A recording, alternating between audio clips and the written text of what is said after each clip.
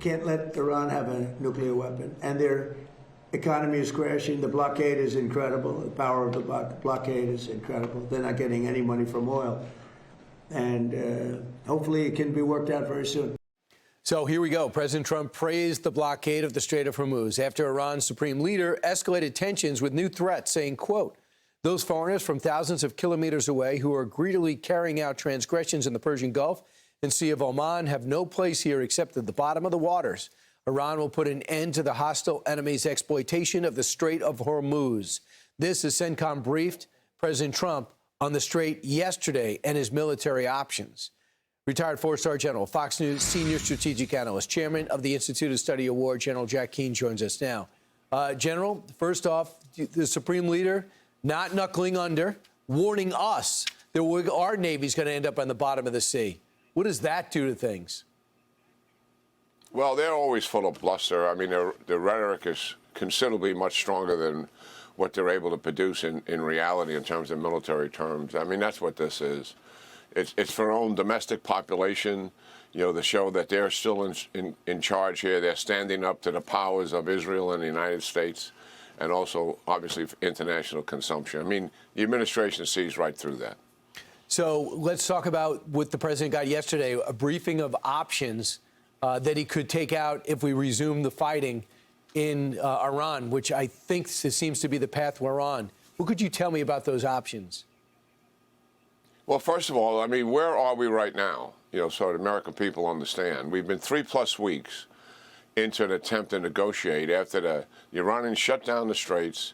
The administration believed that there would be an opportunity here for negotiations. I think the Iranians put some feelers out there to convince our negotiators that there clearly was some realistic possibilities here, and none of that turned out to be the case, because the hardliners in charge are not about to present to President Trump a deal that he's willing to accept. That's number one. Number two, he's not going to make a bad deal himself. So we have a stalemate here. They own the Straits of Hormuz, and we have shut down all their exports with the blockade. So we could continue that, and because the blockade is definitely effective. And we can make a huge list of everything that's happening to the Iranians in terms of the economic peril and the suffering is about to take place. But you have to, again, recognize who are we really dealing with here. The guys running the regime, all they care about is staying in power. They don't care about their people. They've demonstrated that time and time again in terms of their economic peril that they put them in themselves, and also killing them to make certain they stay in power. So they, in their minds, can outlast us in the sense that political pressure, getting closer to the midterms, economic pressure with gas prices on the administration, they believe, even though we have the economic blockade, at some point we will end the war, stop everything, or make a deal with them that meets some of their objectives. The other alternative was to recognize that they are steadfast in that, and they will certainly don't care about their people suffering. The people that think this is going to cause a collapse and they're going to make a deal, I think they're underestimating who these guys really are. So the reality is, then what else are our options? Well, I think option one is return and finish what we started. We spent 3 weeks here trying to work something out with these guys. We have assigned objectives to the CENTCOM, so does Israel. We're 2 weeks short of accomplishing that. Let's go finish that once and for all. Complete that mission that we've given to them. And we can go through a list of targets, but there's leadership targets out there, there's ballistic missiles out there, right. There's a remnants of the nuclear program that's out there, there's drone storage that's out there, and energy infrastructure, etc.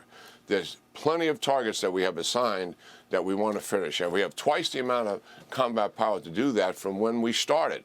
And the Israelis are flush with munitions. Also, what do we do about the Straits of Hormuz? We can't leave them in Iranians' hands. They believe now they own it.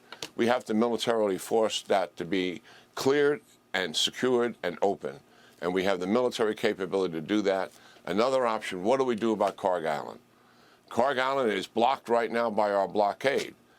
An option, when we finish military operations, or maybe even start with military operations, it's an option the president has, certainly, and likely was discussed. We could destroy it. And that would force an eventual economic collapse of the regime. There's no doubt about that. They don't have much alternatives because literally 80% of their revenue comes from that distribution of oil itself right out of that one place. So those military options went through discussions last week, and the president has those decisions to make. I do think we'll probably move on and do something here other than the blockade, because the blockade in of itself, I don't believe is going to force any concessions out of these people, given who they really are. So, yeah, I mean, as great as Treasury's done and as good as we've done with the blockade, it's not going to work because of the type of people we're dealing with. Israel's defense minister came out and essentially said talks are going nowhere and suggested they might go back to warfare because they cannot allow Iran to have a nuclear weapon or the ballistic missile program. That's not brought up enough. So that, the president's briefing, the fact that they evidently are rearming massively as Israel, along with interceptors. Could you also, General, tell me about the new hypersonic weapon that's going to be in theater for the first time that evidently arrived called the Dark Eagle? That'll allow us to do what if we use it? Well, it's a weapon that the Iranians don't have the capability to defeat. So we can use it at will, obviously at range, and obviously it's very lethal. So it's the most sophisticated missile we have on the battlefield. And yes, we are employing that. When it comes to the Israelis, so our audience understands, there's a ceasefire in name only. Hezbollah has violated the ceasefire almost 50 times, firing into northern Israel with rockets and missiles and mortars. And the Israelis, according to the terms of the ceasefire, have the right to defend against that, so they're conducting military operations. I think we got to recognize it for what it is, and we got to let the Israelis finish Hezbollah for sure in southern Lebanon once and for all, and take the leaders down wherever they are in Lebanon. We just got to get to their end state in achieving that. Right. The ceasefire is not curbing Hezbollah's behavior at all. And by the way, the friction within the Iranian government is on full display. It's so obvious. It's almost impossible to cut a deal with people that can't even understand what their criteria is for a deal. General Jack Keane will continue to watch, read the Institute Study of War, which you founded. Thanks so much. Be sure to like and subscribe for all the Fox News latest on YouTube and catch full shows streaming now on Fox One.